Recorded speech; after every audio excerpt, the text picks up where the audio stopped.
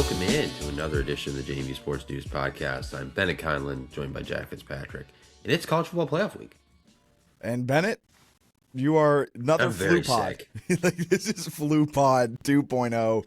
I do have to say, what you've been doing on the social channels with your tweets on JMU Sports News, it's been maybe, if people knew how sick you were, it would be that much more impressive. I sent most of them before I was like really sick, so I don't want a full flu game comp, but you know, maybe a mini flu game. Well, I was just on 105.1 The Fan over in Portland this morning. Yeah, they really need the Dukes. Well, no, they were. I mean, sure. They mentioned the one that you just tweeted about, Dan Lanning's alma mater, and they said that is their favorite one. Really? Yeah. My favorite one's the Notre Dame one. I don't think it's particularly close. My favorite one is one that was buried in replies where you were like, brother, we went to Colgate for a playoff game. That one had me dying. It's been a fun week, man. Crazy week for us. Oregon fans are awesome. Like, I just want to say that you did poke the bear a little bit with the national championship thing with the highlight video of them losing a national championship. Yeah. That's tough. I mean, I think on the plus side for them this year, I don't think they're going to have that kind of heartbreak because I don't think they're reaching the game. But so that'll be good for them. Yeah, exactly. We want to start here. We've got our friends over at Sign Pros we want to shout out here at the top. They've got everything that you could ever imagine, so feel free to check them out for all of your Sign Pro needs. They are in Harrisonburg, Virginia. They are mysignpros.net. They have outfitted us with some fantastic printed materials, some tablecloths, things of that sort, some awesome stickers. We've got to go back to them and get another tablecloth or two made because we've potentially got some more live podcasts coming. The last one at 3 Notch was so successful that I might have to start doing them more often. And we also want to let you guys know about the Big Man Foundation. If you're listening to this podcast, you probably care about coaches, or you had a coach in your own life who made a difference. Someone who showed up for you, pushed you, or had your back when it mattered. The Big Man Foundation exists to do that for coaches. It's a JMU-rooted charity founded by former Duke's football player Casey Kroll, Brian Shore, and Aaron Chznney, and their mission is to support coaches and their families when life hits hard with health issues, emergencies, real stuff. They're in the middle of their end-of-the-year push trying to raise $100,000, and they need JMU Nation to rally behind them to try and help reach that goal. This is Dukes supporting Dukes.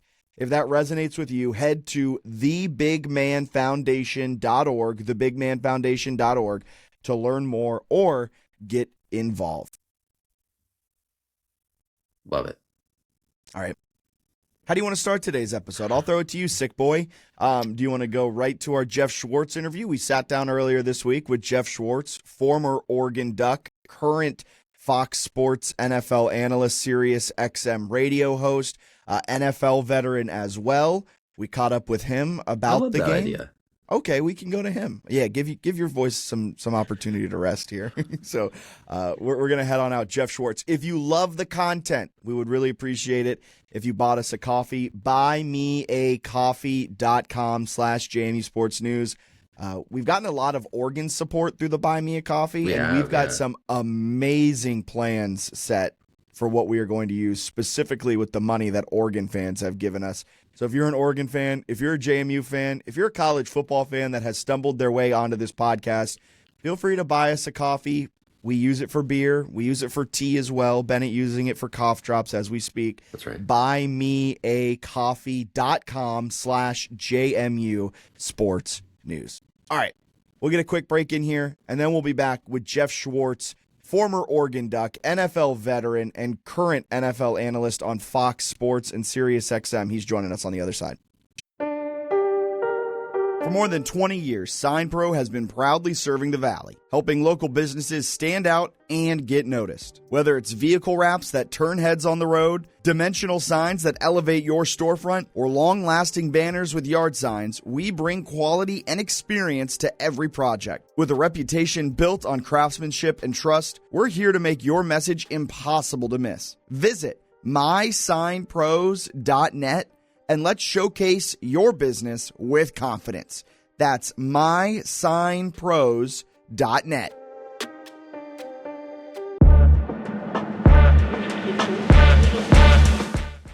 Every Monday, go to the house with former JMU quarterback Vad Lee and Hall of Famer Delvin Joyce.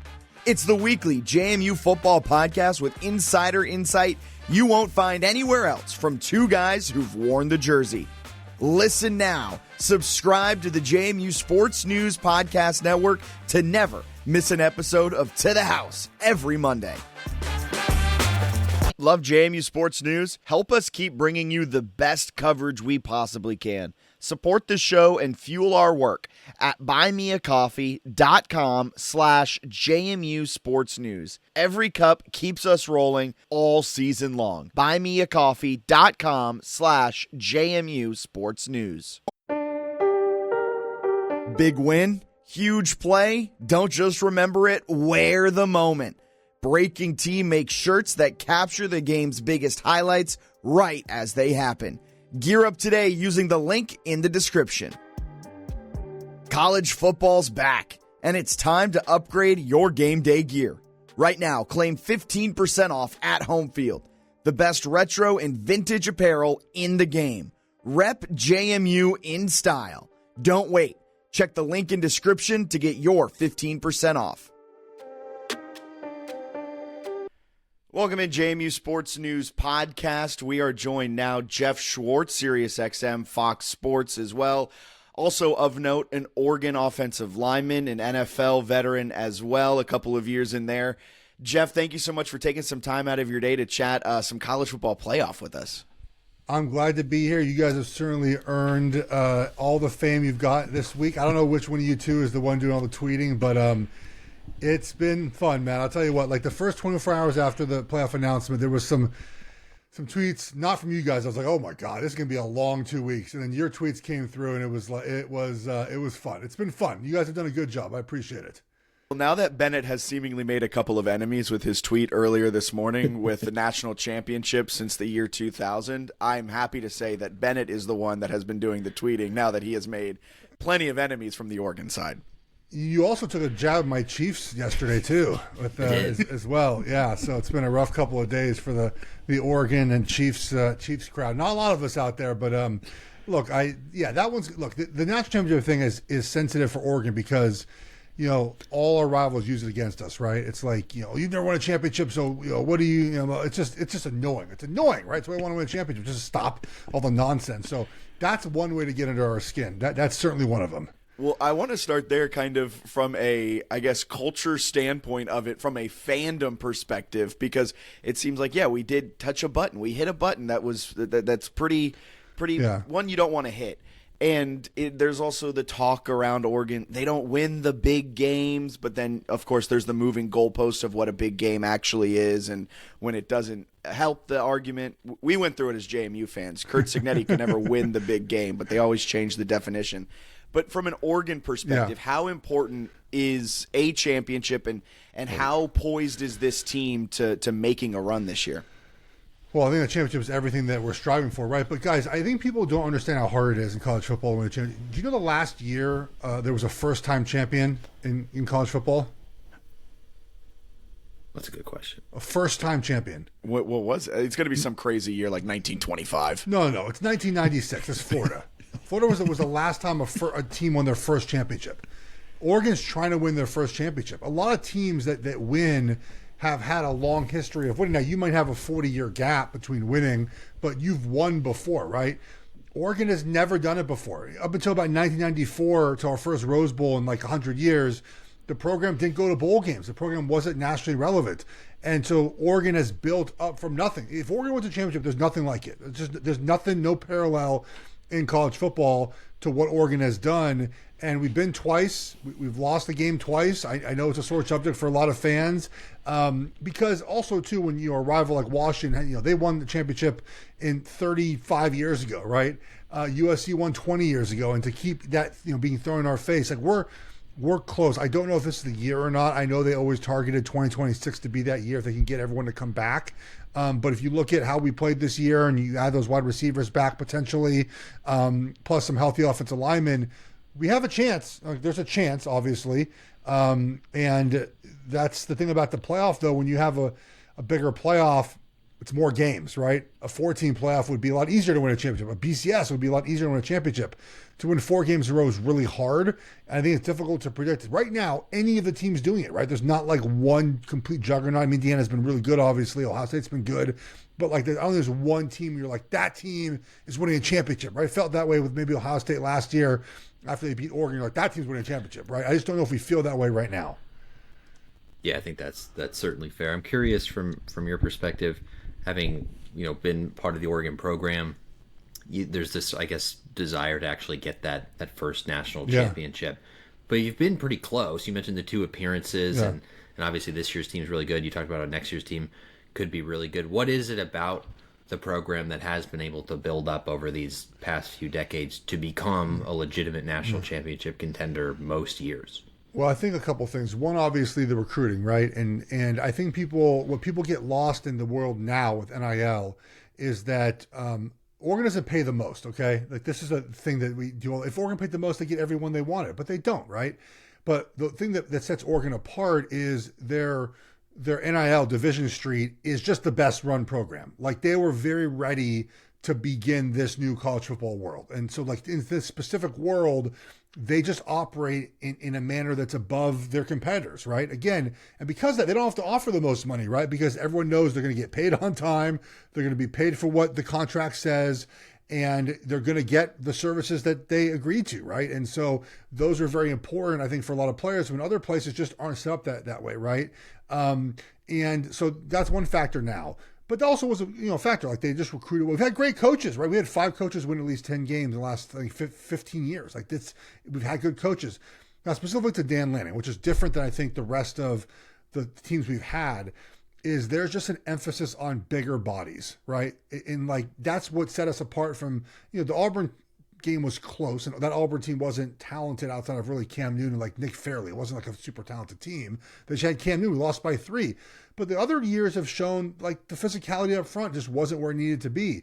That's not our problem anymore. We're not getting pushed around. So Dan Lanning's ability to grow the trenches has been a big boost to where I think we are now, where we've won games this year in ways I don't think Oregon has won before, right? Like going to Iowa without your wide receivers and just sort of playing the Iowa game and winning.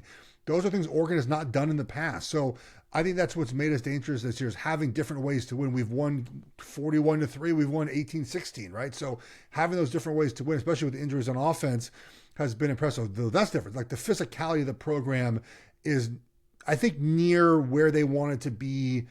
There's a couple depth things I think on the defensive line. Just need to get better, maybe win a championship. But we're close, I feel like.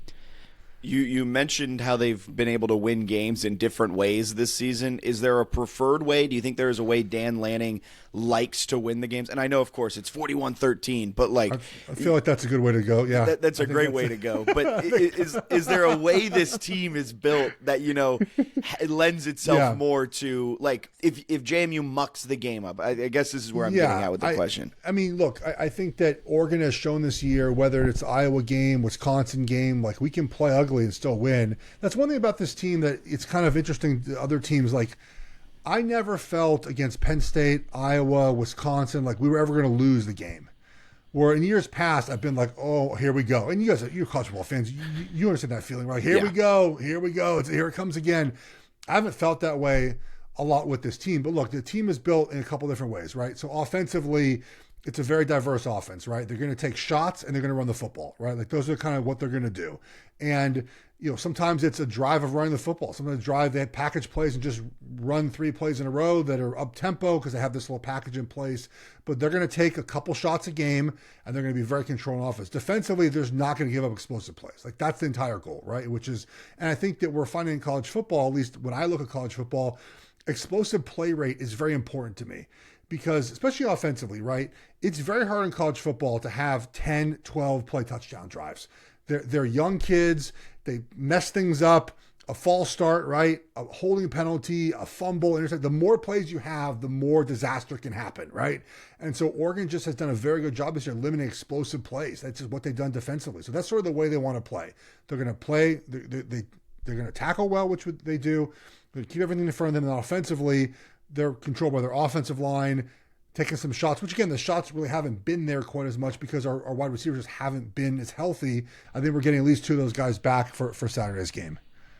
Yeah, I was going to ask what the health status looks like. I know the receiver position's been banged up. Yeah. And I think I saw some posts today of a lot of receivers practicing, which us JMU fans did not love. We had open practice day, which I guess is a CFP policy, so which never happens, right? I find it so funny. I watch the NFL. I'm sure you guys do too. NFL training camp open to the public. NFL practices, the reporters are there for the first 15 minutes. Like, there's no secrets, and yet college coaches, like, you can't get one freaking thing out of them. I mean, even and I love Dan Lanning, but today they're like, how the wide receivers doing? Well, they're one day closer to the game. Like, that was his answer. Like, that doesn't really give us anything. So my best guess is this: is Gary Bryant Jr. is back and DeCorian Moore is back in some capacity. I don't know what's that going to be.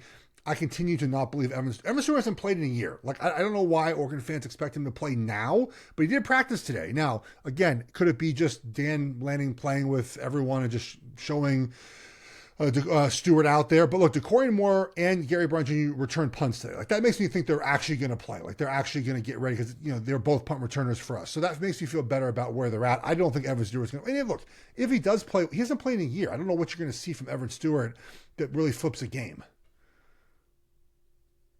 Like, coaches or something with their close to the vest. Bennett and I know all too well the things that college coaches like to do in terms of their practices. JMU loves to open up the first 10 minutes of it and then kick you out for the remainder of it just so you get a little taste of what's happening. But it is one of the more head-scratching things. I want to talk about atmosphere out there in Eugene, because we were talking before we hit record. It's a trek for us to get out there. So we won't be making it out to take in this atmosphere firsthand. But you played in it. You've experienced it now as a player, as a fan, being back. Like, what is the Autzen Stadium atmosphere like on a game day, a college football game day too? It's just loud. That's what it is. It's just loud. And the thing about it is not just loud on third down. It's loud on first down. It's loud on second down, and then it gets louder on third down. Like, that's just hard. Indiana beat us here at home. I don't think we lost a home game in like 5 years.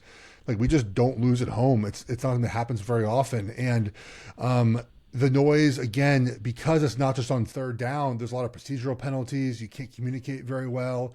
And then when it starts sort of becoming an issue, the crowd gets even louder and louder and louder. By the way, your tweet about the Georgia State thing was like unbelievably funny. It was so good.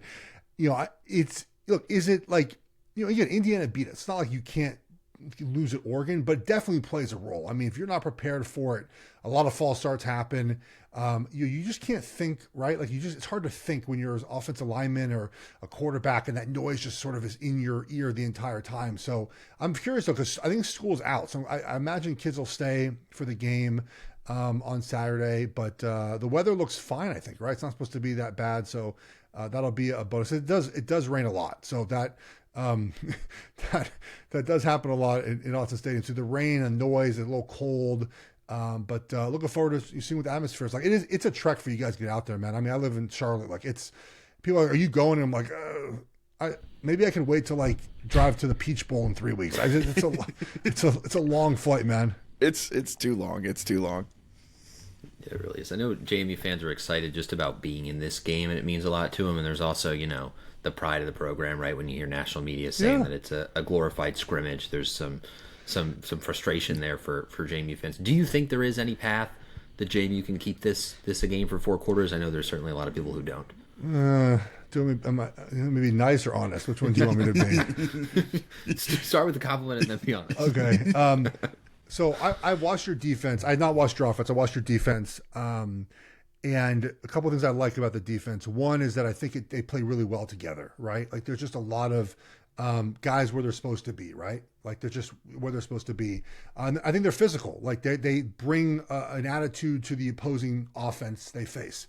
But I was telling someone the other day, like, Oregon, all 11 starters are the best player you've played at that position the entire season. Like, that's just the truth of it, right? And I know that sounds defeating. I get it. I see your faces. Like, I'm sorry, but like, that's like the truth of it. Like, I'm gonna say the same thing on my podcast this week. Like, it's hard to preview a game where, if Oregon's played well, and this is one thing that people don't understand, like, Oregon's played well as a big favorite. Like, this is kind of what they do under Lanning. Like, they just sort of play well. Can you guys do some things defensively to try to fool us? Absolutely. I mean, Indiana did. It's not like you can't do it. It's not like we're unstoppable in offense. We've been stopped before in the past. There's some structural things you guys do defensively that I think actually would play in our favor. I'm kind of curious if you guys do some of those things, like you guys gap exchange where you take the defensive end on a zone read and you kind of have him crash down. The guy comes over the top. It's really good against counter runs. Like you guys blow up those GT counters all the time.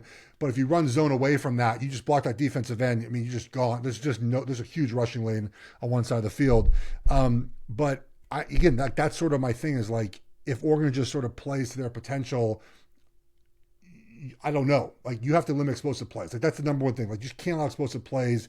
Hope to make Oregon go 10, 12 plays to score touchdowns. Yeah, my approach is I'm here for a good time, not a long time. I'm just it has been a blast. It's been fun. I hope it's at least close going into the second half. That's kind of my approach. I think that's fair. I wish I could come and like give you away. I just don't know. Like, I mean, the Wisconsin way, that game was in a monsoon. People like just do that. I don't know. It was in a monsoon. Like and we lost our quarterback in the first drive of the second half. You're going to get a motivated, or that's part of it too, is like, this is the one thing, my biggest pushback on the G5 thing, where people say, well, we've seen UCF and we've seen Boise State in bowl games. Like, the Boise State one's not a great example. The UCF one is like, it's a difference between like a playoff game where you get everyone's full attention and a bowl game where it's like, I don't know if the full attention of Auburn was on UCF in that game, right? Like this is this is the first playoff game Oregon's ever hosted, right? It's the second season of this, but like you're going to get the full attention of Oregon where you're not sneaking up on them, right? Like if you played this game week 8, well, you might sneak up on Oregon for two quarters, 3 quarters. You're going to get a healthy team and a team that's not looking ahead to anything else because it's not the way the team operates. I'm just trying. Hey, man, I told you, you can get honest or bullshit. It's what you want. I love it because you're not right. Like, it's very much right. And you were saying earlier, too, how Oregon's defense limits explosive plays, and they do a really good job of doing that. And that's when my facial expression dropped, because over the last couple of weeks, all JMU's offense has been able to do is move the ball through explosive plays. So if that's done, like, this could potentially get ugly. I mean, that's what we've done well this year is like take away what someone's good at, except USC, who just threw the ball for 1 billion yards. I mean, it wasn't that game. But you look at like everyone we played, they've been under their yardage and under their points for the season. Like we held Indiana. Indiana only had 340 yards. So like they didn't have a ton of yards against us. But USC was under, they averaged 2 yards rushing. We held them like 55 yards rushing. Washington, a couple weeks ago, we played cover 2 and kept 5 guys in the box. They ran for 100 yards. They only threw for like 150 yards like that.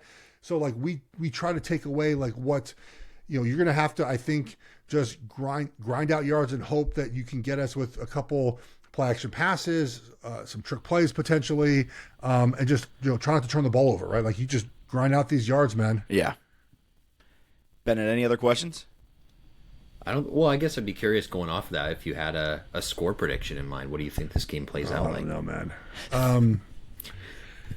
I mean, it's funny, everyone talked about this game who does like, who's big into like the numbers. It's like, JMU's defense is really good, which you guys are obviously. Mm-hmm. But I don't know how that scales against Oregon. Like, I feel strongly that we're not going to allow a lot of points. Like, I feel good about that. I don't know, like, because if the numbers scale to the game, we're probably going to score in the high 20s, low 30s. Like that's probably what it's going to be if it works out that way. If the numbers are not really indicative of the matchup, then probably more than that. But I don't think you're going to score. Like that's my strongest take on this game. I think it'd be hard to score unless you score defensively in this game, because our defense is good. It's a solid. We tackle really well. We don't rush the passer terribly well because everyone throws the ball very fast, and it's a misconception about our defensive line sometimes. So, I don't know. Are you guys looking forward to the game? I'm looking forward to it. Like okay.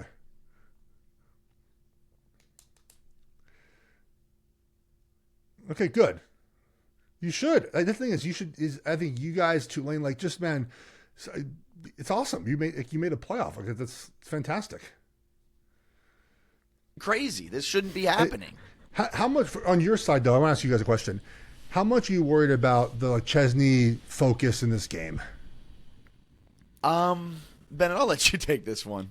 I'm not overly concerned, just because he was like, I think that was almost like a beef JMU fans had when he came from Holy Cross. Is like they were trying to get him in. They wanted him to work the portal like immediately, and he was going to like Holy Cross linebackers were winning FCS awards, and he was like in Vegas at the award show before taking the JMU job. People are like, "What are you doing, man?" So there's some frustration almost there with like how committed he was to ending at Holy Cross the right way. Yeah. So I think there's certainly belief that he'll be locked in for this one. But yeah, I mean, there's definitely at least a tiny bit of concern. And then there's also, I think, some excitement that the offensive coordinator is leaving, who JMU fans do not love. I mean, we have the same problem. Both our coordinators took jobs. They're out. I think the thing that helps everyone is it's a dead period for recruiting, technically. So like you don't have as much contact with those guys. So there's less focus on building your roster than maybe you would normally have this time, so the coaches can focus on getting right for these games.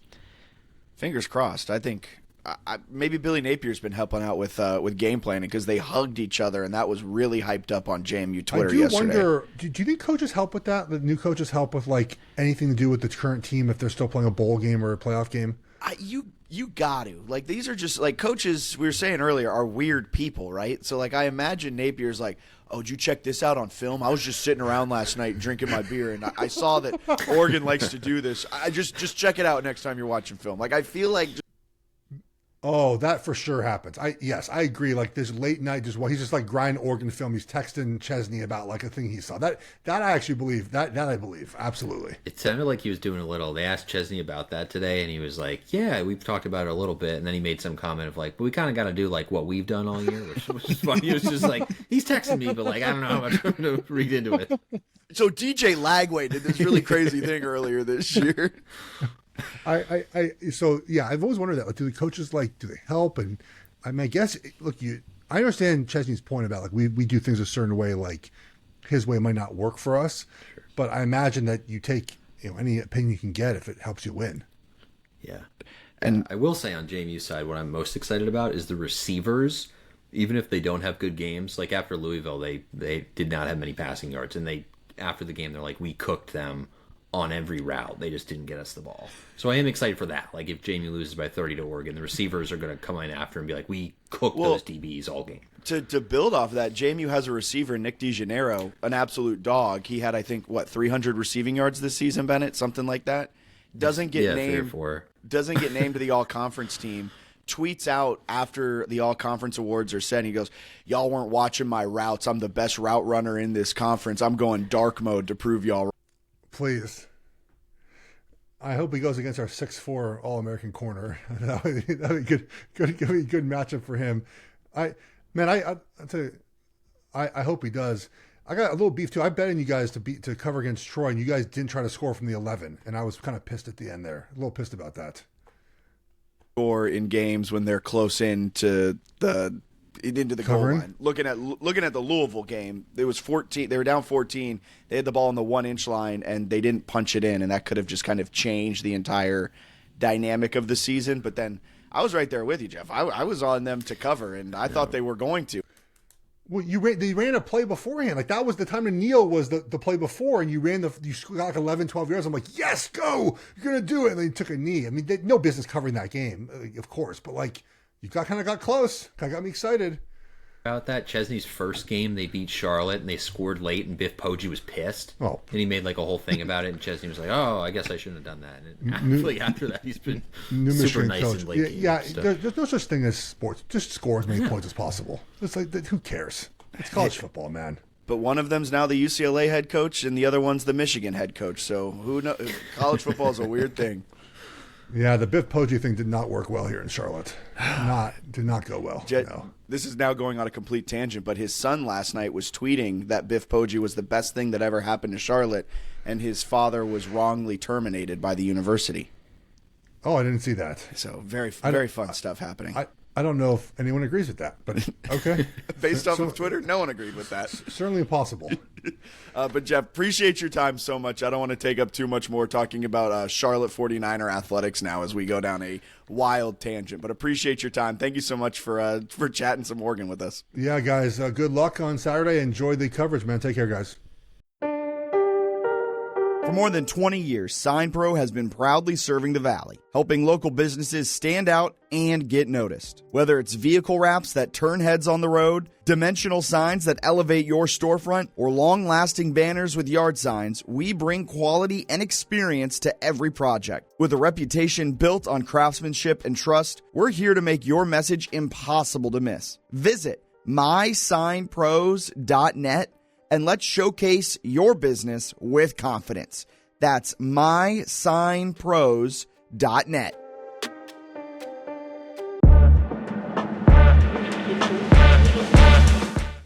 Every Monday, go to the house with former JMU quarterback Vad Lee and Hall of Famer Delvin Joyce.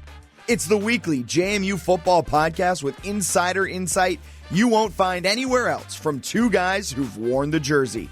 Listen now. Subscribe to the JMU Sports News Podcast Network to never miss an episode of To the House every Monday. Love JMU Sports News? Help us keep bringing you the best coverage we possibly can. Support the show and fuel our work at buymeacoffee.com/JMU Sports News. Every cup keeps us rolling all season long. Buymeacoffee.com/JMU Sports News. Big win, huge play. Don't just remember it, wear the moment. Breaking Team makes shirts that capture the game's biggest highlights right as they happen. Gear up today using the link in the description. College football's back, and it's time to upgrade your game day gear. Right now, claim 15% off at Home Field. The best retro and vintage apparel in the game. Rep JMU in style. Don't wait. Check the link in description to get your 15% off.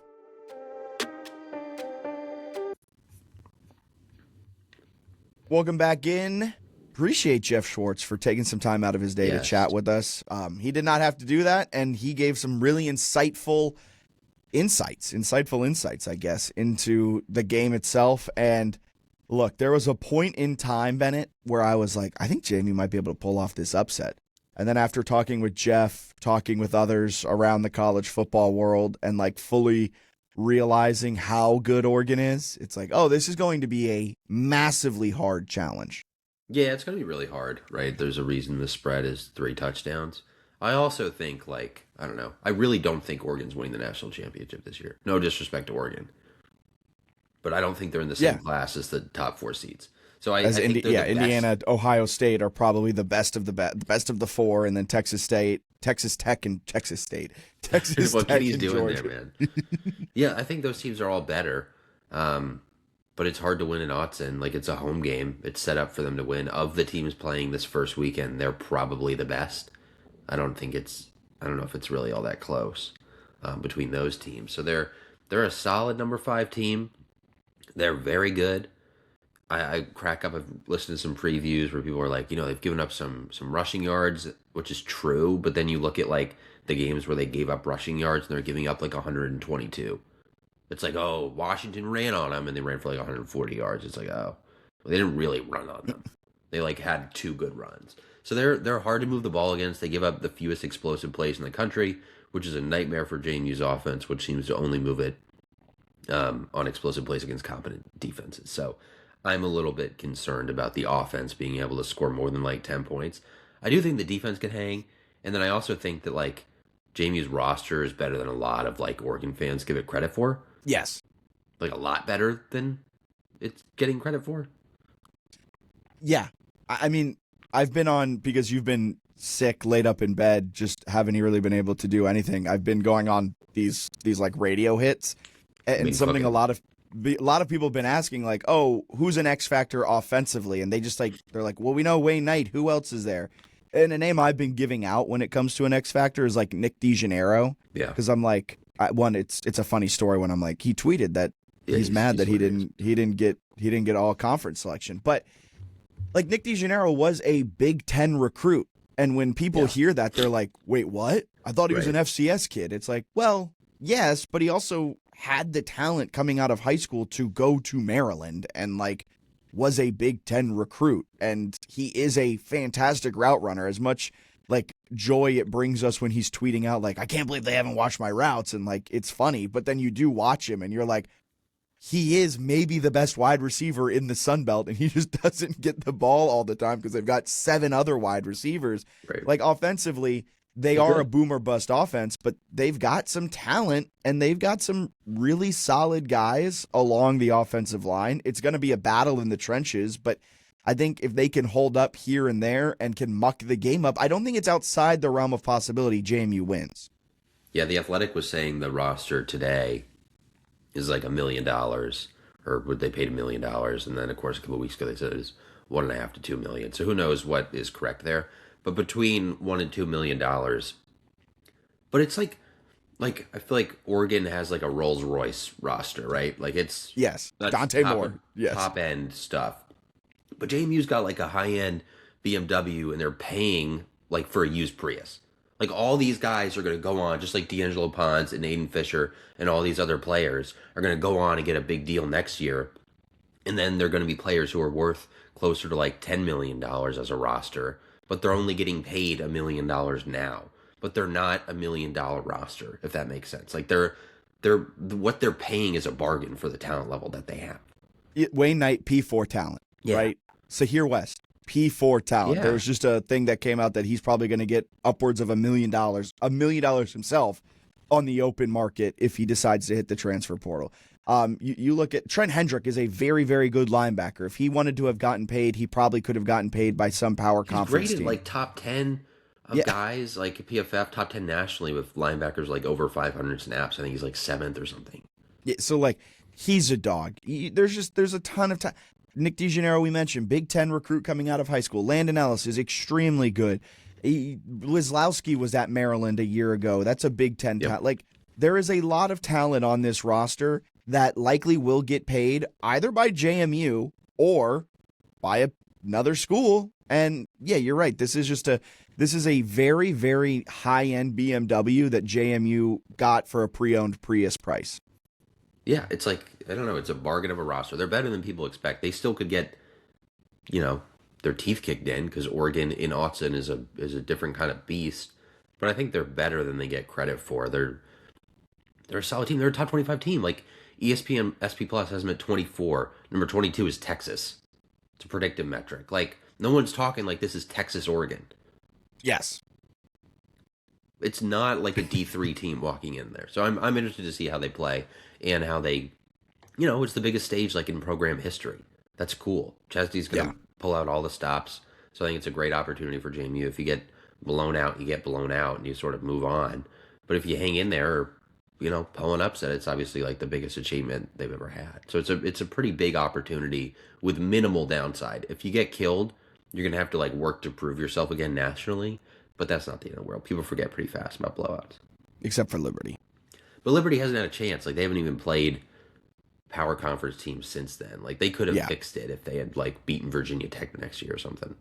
But that brings us really well into listener questions because our very first listener question is, will Virginia Tech drop ODU or JMU with the new ACC scheduling requirements? And if they do replace JMU, who should replace Virginia Tech on next year's schedule for JMU? That leads in well, they may lose their Power 4 conference opponent next season. Yeah, I think there were rumors that like Baylor and Wisconsin were two that could be replacements, although I think Baylor already had a replacement with Louisiana Tech, so maybe it'd be like Wisconsin if it's not Virginia Tech. We'll see. Virginia Tech is going to cancel one of those games, is my understanding, right? Because they have been confirmed to play 9 ACC games next year, and they have 4 non-conference, and they're not going to play 13 games. Could you imagine if they did?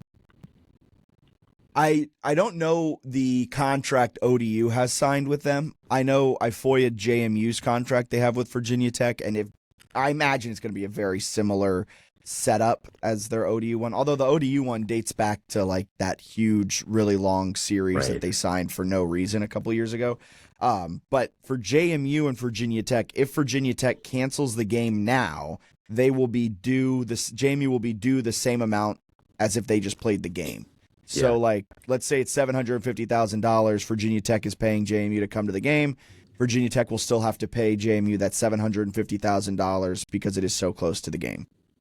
Yeah, it's not the end of the world if they cancel. I mean, it would suck. And it kind of seems like that would be the one that they might, even if it financially doesn't make the most sense, just because like you'd kind of love to avoid like the in-state loss to a G5 team if you're James Franklin in year one. But I mean, they also got ODU standing, although ODU will be without Colton Joseph. that would be my guess is why they might lean toward ODU, is they might think they have a better chance to beat up on them. But their history doesn't suggest that. Can I ask you a listener question, and I'm the listener? Yeah. How many players do you think realistically enter the portal? Do you think it's going to be a huge mass exodus, or do you think they'll be able to retain some of the talent? I think they'll probably lose 15 plus. Who are the 15? Like, you don't have to name, but like some of the big names. You think it's Wayne Knight, Alonzo Barnett, Sahir West are the big ones? Yeah, those would be my guesses. Like, I'd love it if they could keep a guy like Landon Ellis. And then you'll have guys at the bottom of the roster that probably won't fit with Napier or Napier doesn't want, which is like yes, how that goes too. But for like the good players, they're gonna lose some because Sahir West is, I don't know what they're paying him if at all, but like he's underpaid. Yes. I mean, if JMU's full roster is $1 million, he is underpaid because Sahir West is underpaid. Yes, Gobira. Weathers he's out of underpaid. Justin Gobira is out of eligibility. No, I think Gobira has another year. Okay. Yeah, it's let me double check, but I think he's got another year. But he's an interesting one where maybe you up because you're going to have a bigger NIL pool to work with. Maybe you up his pay. He is from Virginia. Maybe he'd be down to finish his redshirt senior year at JMU. I don't really know with some of these guys, but some of them like you're just not going to be able to keep because they're worth so much money. Yeah, like and they should go get it. Like if you're Wayne Knight, like I think you could have an NFL career, but it's hard to be an NFL running back, especially when you're like 5'7". If someone offers him hundreds of thousands of dollars, he should do what Ymir did and take it. Yes. Yes. I think there's a strong likelihood, too, that Knight goes with Chznney regardless, because I think Knight loves Chznney, and Knight understands that a coach could easily just put you as RB5 despite you being the best running back talent because you don't perfectly fit his system. Right, but like Gana Weathersby, valuable. There's a lot of guys on the roster who have eligibility left that are sick. Like Tyler Brown is nuts. And I guess Chznney was on like Wake Up Barstool again.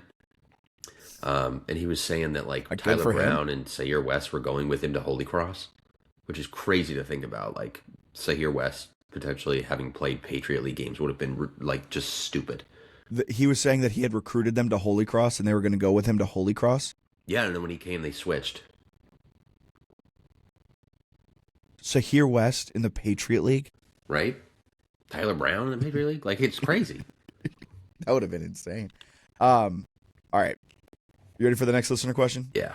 This is from Herd Bros. If Oregon upsets JMU this weekend, will you credit the Ducks or say it was their Super Bowl?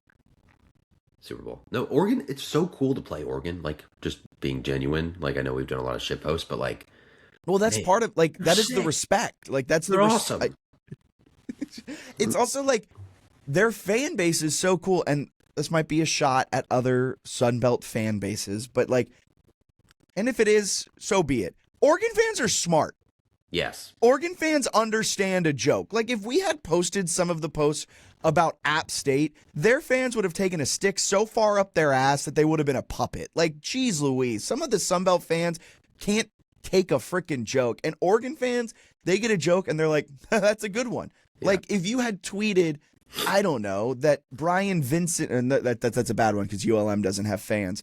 If you had tweeted that, you know, I don't know, Charles Huff's all-time record against purple and gold teams 1-5, and he's 17 and 100, or 117 against everyone else, then you know what Southern Miss fans would have been like? That's not fair. That's because of this, and this. And meanwhile, Oregon fans are like, good one.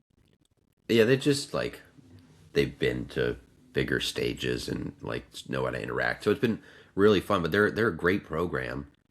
That like if you grew up, like Alonzo Barnett was saying this, if you grew up in our generation or his generation or whatever, just a fun team to watch, man. They've like had great athletic quarterbacks, athletic skill players, fun uniforms. Like when you're playing the NCAA video games growing up, like Oregon's such an easy pick because like they have a bunch of good skill players and their uniform combos are sick. So it's like they're just fun.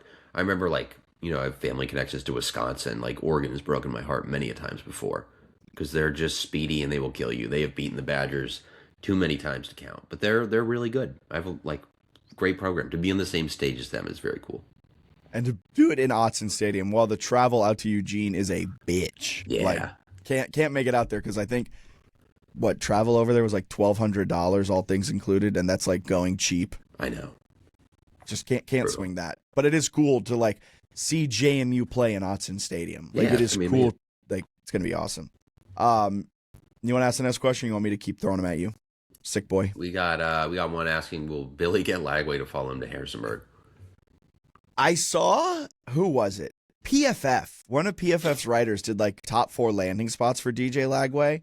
And it is kind of crazy that like JMU is a top 4 landing spot right now. Did they include it? Yes, they included JMU for Napier connection. That doesn't make any sense to me, but. Although I feel like Napier and Lagway didn't finish on the best.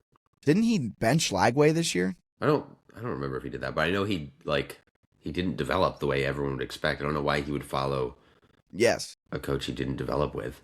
I also don't. I think DJ Lagway, I think he's a very good quarterback. I don't think you get into preseason Heisman conversations. Maybe you do because look at Arch Manning. But like DJ Lagway was very good as a freshman. And like in theory, his progression should have taken him to be a very good quarterback this year for Florida. Yeah. I think he's a very good quarterback. I do not want him in Harrisonburg for the fact that I think he would eat up a large portion of the NIL budget. Right. Plus, we saw that he did not develop with Napier, so why now would things change in Harrisonburg, Virginia? Yeah. Yeah, I don't see that happening. But he apparently he wanted to stay, and he didn't mesh with Summerall and company. Well, did you see what Summerall asked him? If he wanted to compete? Yeah, something like, what type of football player are you? And you know what DJ Lagway should have said? DJ Lagway should have said, well, one that doesn't wear 2 polos at the same time, nerd. I'm not a big Summerall guy. You aren't? Respect. I didn't know that. I hope he gets... Anyway. This is a good one from 1787 Dukes. D Wood 89. Do you think this is JMU's peak? I mean, making it to the playoffs is already an insane accomplishment that seems surreal. That's a really good question. I mean, look, taking off the JMU fandom hat, I'm going to put my purple glasses down here for a second. They're not winning a national championship ever at this level. Who could say? So, like, is this the peak? Do they have a college football playoff win in their back pocket maybe one day? I mean, maybe. There could be a college football playoff win coming down the road. So I would say there's more of a mountain to climb. But, man, it looks like JMU's really close to its peak. Because in the current landscape of it all, and I know 2030, it's bringing a lot of not redistricting, realignment, potentially with new media rights deals coming up and kind of a craziness that is to come in 5 years. So who really knows, because the world is going to change so much after that kind of inflection point. But on the current landscape, it does seem that JMU is never going to be a true national champion contender. So is this a peak? Maybe, but I would say they still have the ability to win a college ball playoff game or two in the future. Yeah, it's also like getting here is sick. But they weren't even the highest ranked G5, and they lost their one P4 game. So I do think there's more like regular season peak too. Like, I think they can run the table and beat a P4 and things like that. And look at Boise State. Like, I think that's really the peak.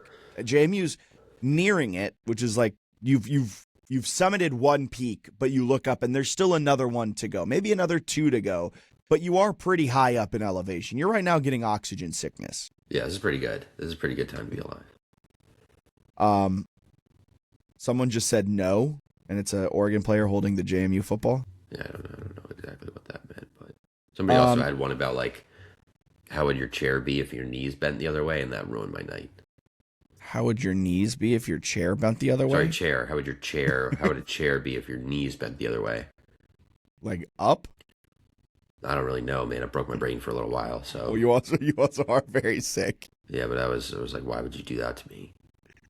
Wash Duke Dog asked, any worry that Ches and company revert to any Sluka packages and we see a flashback of Louisville? Also, have we gotten an update on Bush? Not having him would be a major blow. They do injury reports tonight at 8 o'clock. We're recording on Wednesday. So we'll get more of an idea. Legitimately insane that was not asked during a media availability, but no update. How do you, I like, got he's that. 350 pounds. He's like the most important defensive player against a P4 team of that size. And he didn't play in the Sun Belt Championship, and nobody asked if he was going to be ready to go.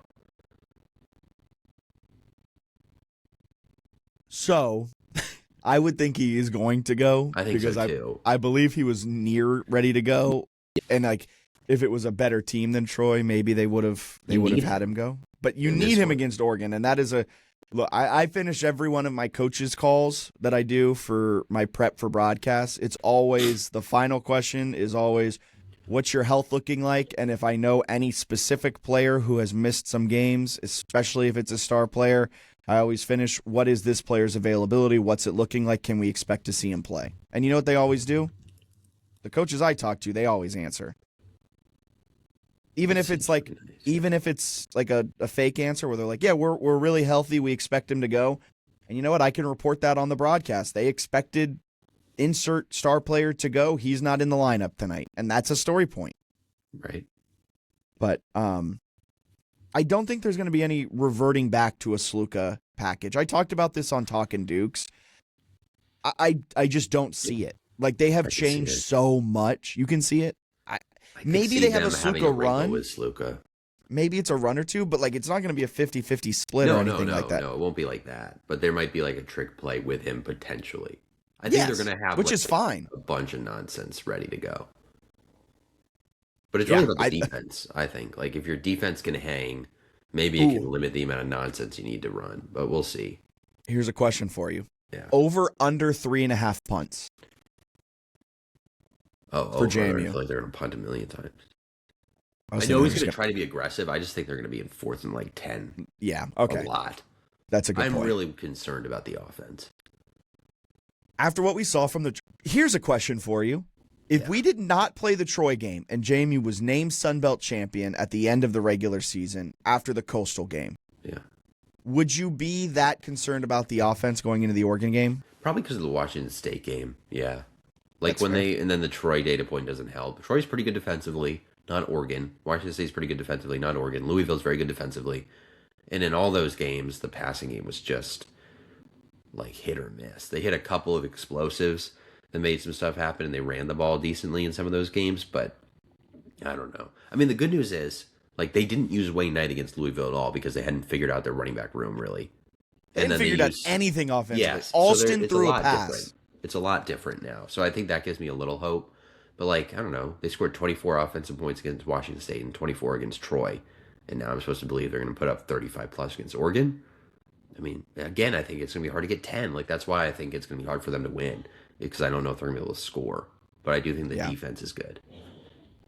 I think they score maybe 14. You got to hope you can get, like, 21 and you win 21-17 or something. Something. And you hope Dante Moore, like, throws 3 picks and fumbles it. Like, you're going to have to hold them to field goals. You got to do the Iowa blueprint, which is, like, a lot easier said than done. Yes. Extremely. Like, Iowa knows how to Iowa. Being like, oh, we're going to beat Iowa is so hard to do. Yeah, like a top 25 team consistently. Just be them. Just be one of the best defenses in special teams. They have decades of culture of just like, we're going to sit on you, especially at home. Like, it was at Iowa in garbage weather. It's different. Like, if Iowa goes to Autzen, I don't know if they can Iowa them. I will also say weather looking like it may be a factor in this game, but the weather changes so quickly in the Pacific Northwest. It could not be. Jeff said it looked good, and it's just like the forecast for the 10 days all rain. It's like that's somebody who's from Oregon. Somebody who played in Oregon. Oh, it's beautiful. This is football weather. This is from Texas Duck at Annihilation 217. I have a serious one. How much of an impact will traveling across the country come into play for the Dukes?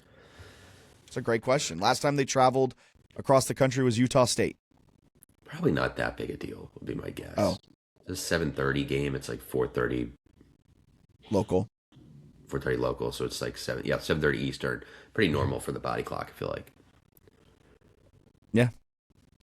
It doesn't seem. I don't think that'll be a major factor. And they've been good on the road this year. It's a flight, you know. It's not like you're not like busing to Oregon or something. It's a flight plus might have to take a boat with all the rain up there.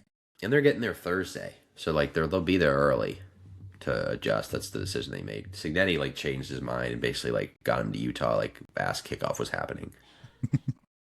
It's also worth noting that this is not a bowl week. so there's no bowl prep, or bowl stuff happening around the game. I know I was talking with some people, and they're like, well, they're out there all week, right? And it's like, no, it's different from a bowl game. They don't have the week of community events and everything that they have to go through. So it's very much just like a regular old game week.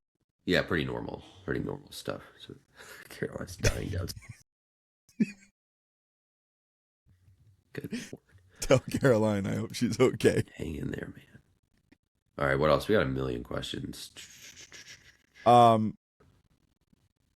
Shit Baseless asked, when will Shit Baseless be able to join the pod and talk JMU? I hope Caroline's okay. Yeah, it sounds like she's dying. You guys, are you in your home in Maryland? Yeah. Gee, and you have to go down to Florida? I'm supposed to drive down Friday, but we'll see how I'm doing. Good luck. Okay, let's see. Shit Baseless also a real question. Yeah, my God. He asked if DJ's coming from Florida to JM. I'm going to give her 3 more coughs and then I'm going to check on her. What Florida players do we think come over? I haven't looked at any of that portal-y kind of stuff yet, man. I'm fully locked in on NyQuil, DayQuil routine, and then also just this game. And I don't know, I guess the bad news is this is the men's basketball tournament when they beat Wisconsin, and we were like, oh my God, and then they got killed by Duke. And then Byington was gone within 12 hours and all the players left. And it was just so there's, it could be I'm going to enjoy these next few days because it might suck in this time next hours week. After, yeah. This time next week, we'll be doing a podcast. And it's all right, so here Wes is in the portal. Yeah, Knight's gone, in the portal. Yeah. Everyone's gone. Chesney's in UCLA. I haven't really dove into transfer portal stuff yet either. I've been trying to keep up with the coaching announcements, but that's been weirdly odd and tough to keep up with because he's hiring from everywhere and anywhere. He just announced a Sac State hiring to be the special teams coordinator. He hired a co-defensive coordinator from Liberty.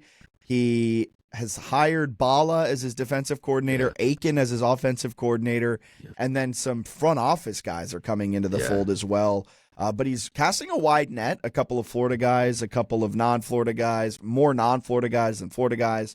So that's really what I'm focusing in on, along with college football playoff stuff. I'll focus in on transfer portal when the JMU transfers start announcing, and that's when we'll fire up the transfer portal tracker that you can find over there on JMUSportsNews.com. You see the unhinged question from Sidelines JMU with the AI thing? This had me cracking up yesterday. I don't know if you saw it. Oh my goodness. When was it posted? 8:12. It's in the replies somewhere. Has everything you've been through changed? Yeah, but look at the reply to it from them. Is he okay? The AI slop. He said, this is the AI slop. That's the and then funny he thing replied to the reply. Why does Duke Dog look like Tub? I'm okay. We're recording a podcast tomorrow morning. Any questions, drop them below. Has everything you've been through changed your voice and perspective? Does he mean college game day and everything and has changed the way we approach social media? I don't know. I don't, but it's us rescuing a cat out of a tree in AI. Oh, that's us. Yeah, right? I guess. I thought it was sure that's us. Which one's me? Which one's you? Are you the one without a hat? Am I the one with a hat? Yeah, that would be my understanding. Oh, okay. I mean, they look both of them look similar. You're the one with the goatee now. That's true. Yeah, so that's us rescuing a cat. So I just thought that was very funny. I don't have an answer to the question. It's been a hilarious month for us, I suppose. It's been a crazy last month. Up and down, wild stuff. Wild. I don't think it's changed our voice or perspective though. I think in this case you've been fantastic at all the tweeting of it, but you kind of picked up early on that they were having a good time and they were enjoying the kind of rage bait shit posting and just kind of leaned into it and did it more. And that's something that I think we do often, just it doesn't get national recognition. Yes. Yeah. I would say that. Sometimes people take our dry humor, our sarcasm as real life stuff, and Oregon has not, and it's been fantastic. It was also everyone is oh, JMU's the shittiest team in the country, and you could sit there and scream and be like, no, we're not. But they have a chance to prove that they're not on the field, so we're just poking fun at the whole narrative that they don't even belong on the field with Oregon, which is very stupid since 10 plus guys have Like, I don't know, like of the starting lineup, a bunch of them are P4 guys. Almost all of them are P4 caliber players. It's a Power 4 roster. And Indiana, like I keep bringing it up, Yes. but like Indiana won the Big Ten championship, is the number 1 seed, and is the favorite to win the national championship. D'Angelo Pons, Elijah Surratt, Aiden Fisher, Tyreek Tucker, all key contributors They're like fucking All-Americans, yeah. and that was JMU's team in 2023. So like, miss me with the fact that G5 can't compete, really, because Indiana's doing what they're freaking doing over there in Bloomington, and they're gonna go and potentially win a national championship. And Sahir West is gonna be a key contributor next year. Eric O'Neal's a very good edge rusher with Rutgers. Ymir Knight was a solid receiver with SMU. Cam Ross was one of the better wide receivers for UVA, a team that should have won the ACC. But thank you, Cam Ross, for not winning the ACC, so JMU could be in the college football playoff. I mean, there's so much to it where it's just like, clearly the evidence is there that G5 kids can compete. And you're right. You got to go out, you got to prove it. And in the meantime, let's have some fun and kind of poke fun at the absurdity of it all.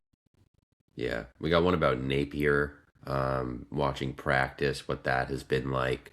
Our Billy and Bob discussing why players might go to UCLA or anything like that. I think Napier said yes. I think Napier was asking him to be like, who are you taking? So I think there's some discussion of roster building for sure, because Napier obviously would like to know. I did, on 105.1 The Fan in Portland, I did go on and I described that embrace that Napier and Chznney had on the sideline as watching a dad and stepdad hug. Yeah. And it's just like, I guess they're friends, and as long as the kids are happy, it doesn't matter. Right. But it is very weird. It's awkward, yeah. It's like, I don't know how I should feel about this whatsoever. Let's see. What's another one? Oh, you could add. Yeah, I was going to say that one. I like that one. If you could add one player from Oregon's roster to JMU's for this game, who would it be? I was thinking receiver. I'd probably do like Malik Benson, or Sadiq, the tight end, is gross. I don't know how they're going to cover him. I was like Barksdale probably, or Tyler Brown maybe. Yeah. But that's just like, I don't know. Barksdale's a dog, real competitor, but like 6'3", 245 NFL tight end against like 5'9" Barksdale. Well, a little terrifying. The last time JMU played against an NFL tight end, look what happened. Dallas Goedert. Was that the last time? I mean, who else have anybody they since then? What other NFL tight end have they played in that time period? The Ball State kid cooked us. Yeah, but we cooked Ball State, so did it really matter? Or maybe he didn't cook us that bad. Who's the one? I feel like somebody kind of cooked us. He struggled with the guy at North Carolina that was gigantic. Oh yeah, that is true. I don't remember who that guy was now. But he's gotten a lot better over the last year. So I'm interested to see if they do that, or if they try Tyler Brown or Jacob Thomas. I don't think you can put like Hendrick on him. No. You also don't want Hendrick like out of the run game. Like I really feel want like anybody on him, to be honest with you. Like if he didn't play. Oregon's offense is just so, like JMU has a very good defense, but that offense is so good. Yeah. Like they're number 1 in the nation in EPA per rush, and they're number 8 in the country in EPA per pass. And it's just like, oh, cool. Yeah, they're no weakness. They're very good.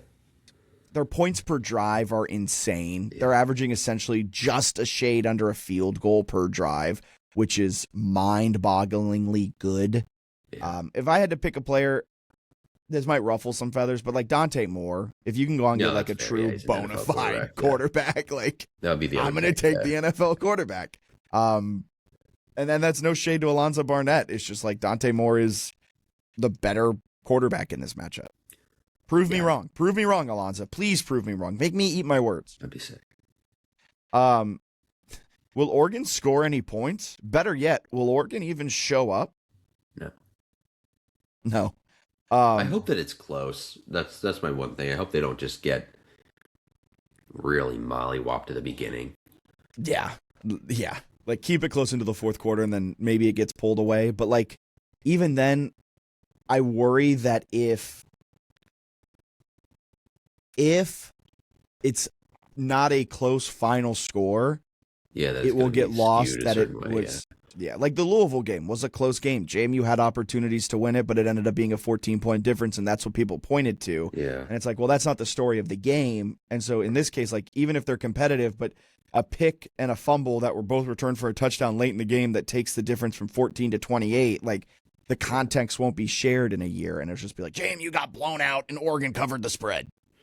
Can't be sloppy out there. You gotta execute. The offensive performance against Troy was pretty sloppy. If they bring that, they're gonna get whooped. Yes. I love the Pop-Tarts Bowl asked, "Good morning. Don't you believe at Pop-Tarts Bowl deserves to be a playoff game? Perhaps the national title game? Thank you. At I love Pop-Tarts Bowl." That'd be sick, yeah. Here's a question. Here's a listener question from me. This is building off one that I can't read that we had in the replies. Why can't you read it? A word I won't say. But it's about Dean Kennedy. And Dean Kennedy, I feel good about Colin Hitchler. He's been in these stages as a G5 team. He has a lot of experience in big moments. Does Dean Kennedy have anything here?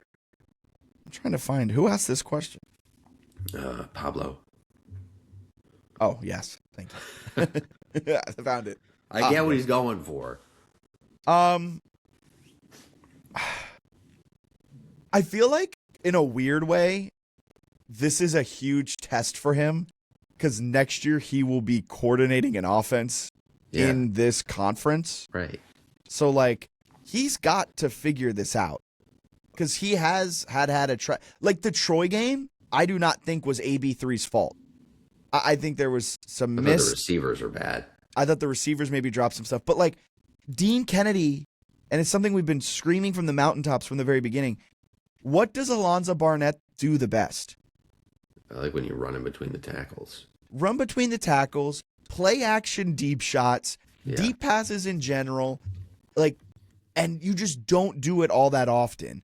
And then even when you realize that, okay, maybe my pocket's not holding up and I only have 2 seconds to throw or whatever it might be, we're still then going to try and do long developing, middle of the field routes. Why don't you try to do quick hitting stuff, screens, whatever it may be, make your run game get extended out to the sidelines?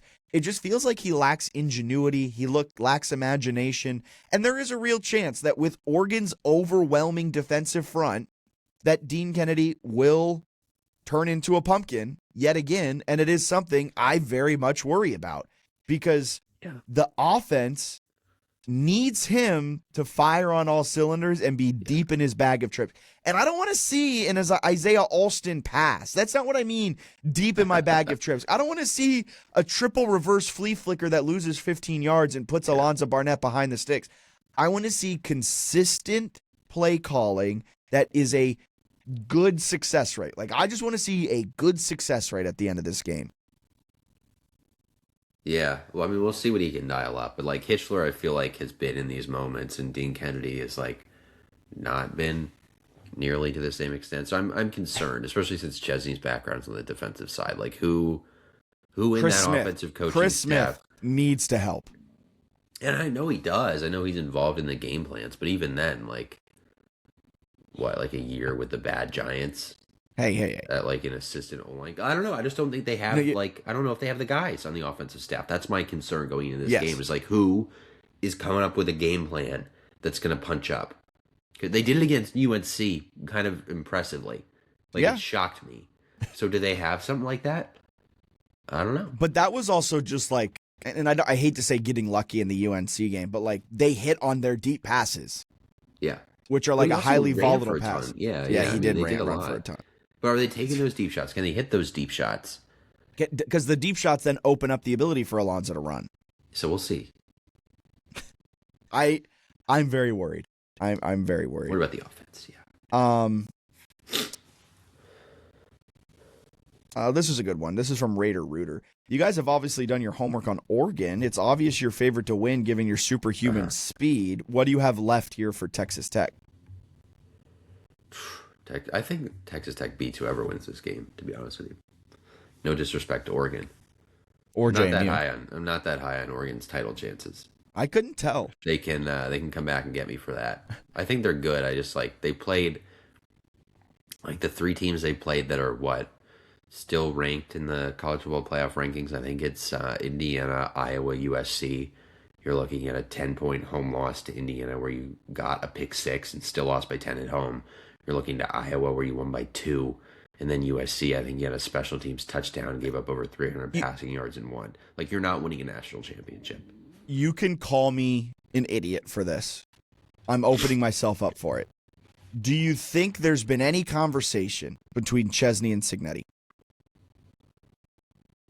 I don't think he wants to see Oregon again in a couple of weeks, so maybe. I mean, at the very least, I'm sure Aiden Fisher and some of those guys have talked to their former teammates. But I wouldn't be shocked. I wouldn't be shocked if they give him a little something. Like genuinely, that defense shut down Oregon's offense. Like, do you think there is a conversation, whether it is between the players to be like, yeah, I hope so too. Like, hey, how'd you guys do it? Let us know, and then we can try and execute that. But I think it has a chance to be a more interesting game than people expect, because I think it's going to be a good game. Oregon's very, very good. They're not I don't know. This is how, if the game starts like this, JMU defers the kick to the second half, their defense forces a punt, and JMU scores on its opening drive, and JMU holds an early lead. One, the tweets from you, I know, are going to be electric. And secondly, that'll bring me so much happiness, just sitting on the couch, drinking my brewskis or my bourbon, whatever it is, and just enjoying that. It'd be sick. All right. Do you want to go to listener voicemails real quick? Yeah. All right, let's take a quick break. We'll be back. We've got voicemails, so keep it locked right here. Voicemails on the other side.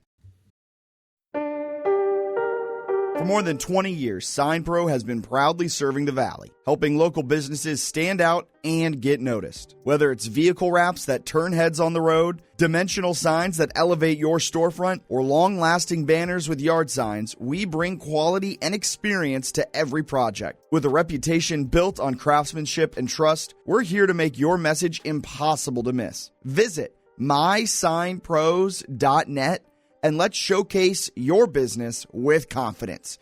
That's mysignpros.net.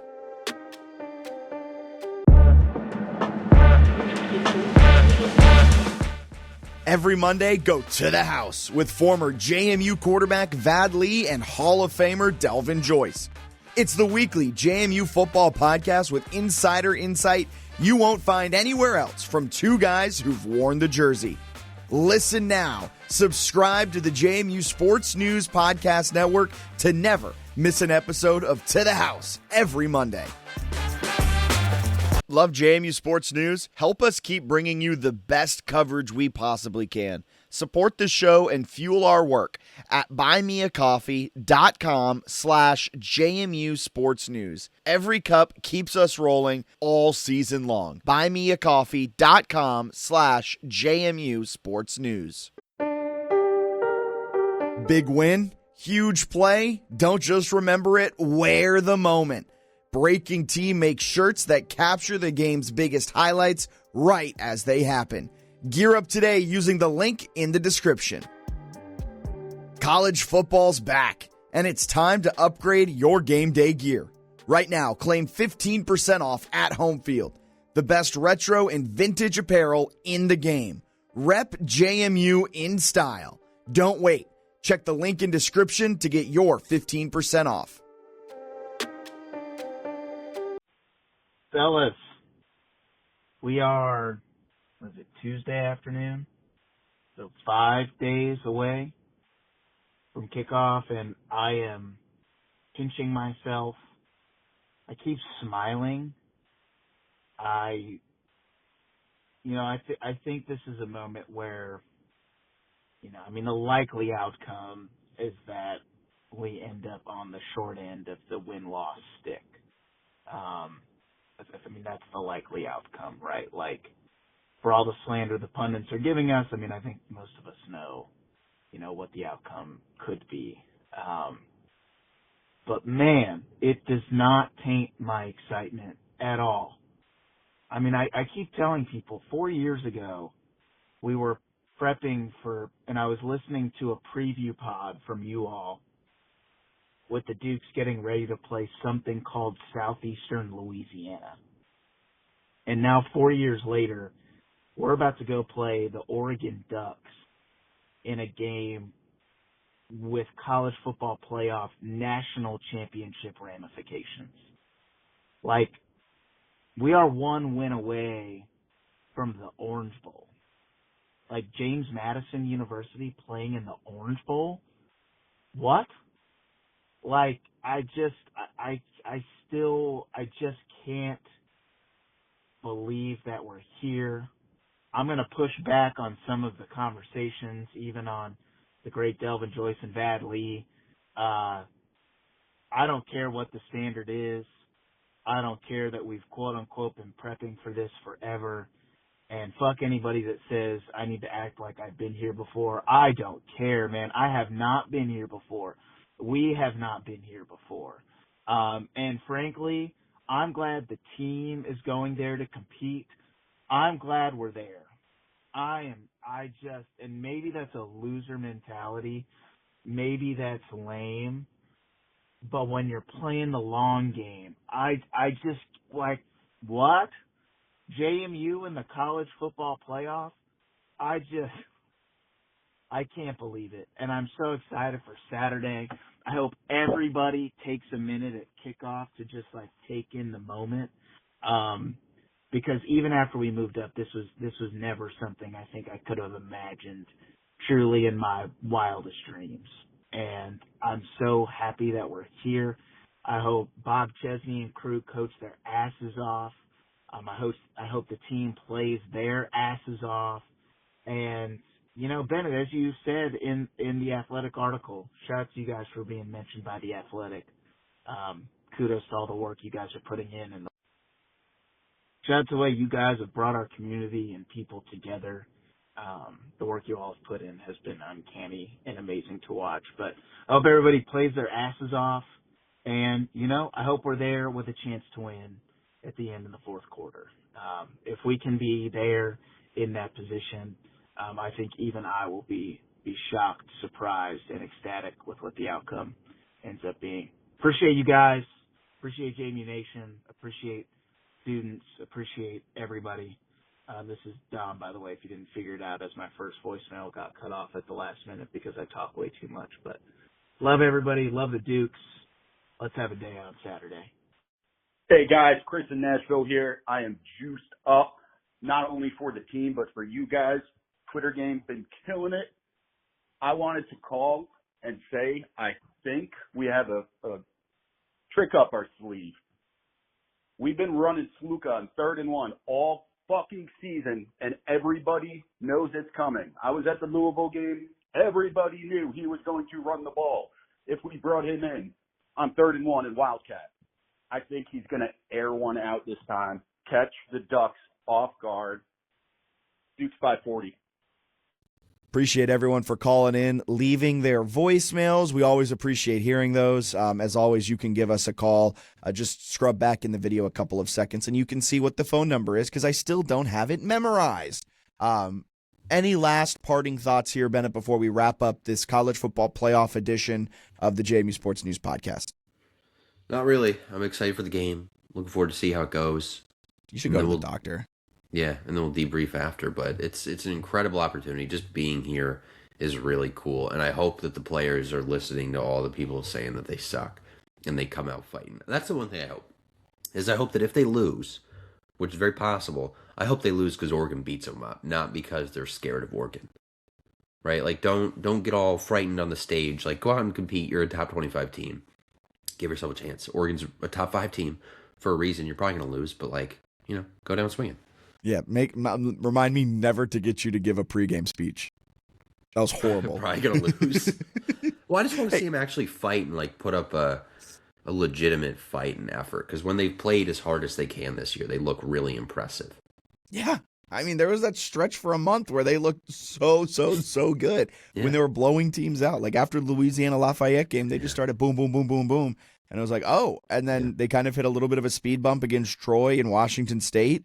Just so happens the two best defenses they faced in that span. But, like, they were good. And I want to see them get – if that offense shows up, JMU can win this game. And that offense needs to show up for them to be competitive as well. Yeah, I mean, I think the rest is helpful. Like Landon Ellis getting to fully 100% will be a big deal at receiver. Galen Weathersby, what can you get out of him and Emmanuel Bush defensively? That all matters. But, like, the receivers have to step up. That's kind of the story of the game. If they can't get anything going in the passing game, it's going to be a long night. Yes. All right. Well, for Bennett Conlon, I've been Jack Fitzpatrick. Thank you so much for tuning into the JMU Sports News podcast.